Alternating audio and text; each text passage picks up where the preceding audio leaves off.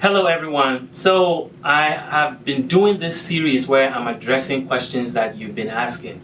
And today, there's one that is very personal to me. So, I wanted to talk about that. And the question that was asked was, how do you make your family, get on board with your busy schedule? So, as an entrepreneur, how do you get your family on board with your busy lifestyle?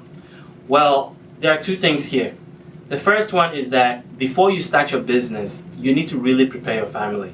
You need to let them know what they are getting themselves into. And do not think that is just you.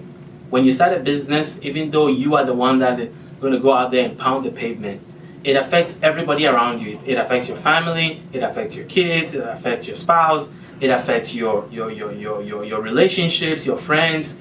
But the most direct impact is your family. So you have to really prepare them in mentally to know that there's going to be very long hours, and that a lot of times, especially during the first few months or the first few years, you're not going to be home a lot.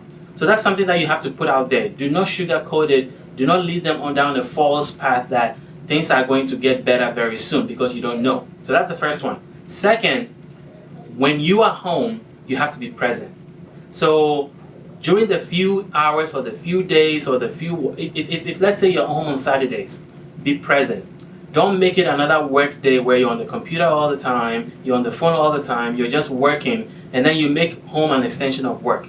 So if you're going to be out all the time that you make it at home, make sure that you're present. Shut the phone off, put the phone aside, discipline yourself to make sure that you participate. And finally, one of the quickest things you can do is also commit yourself to an activity.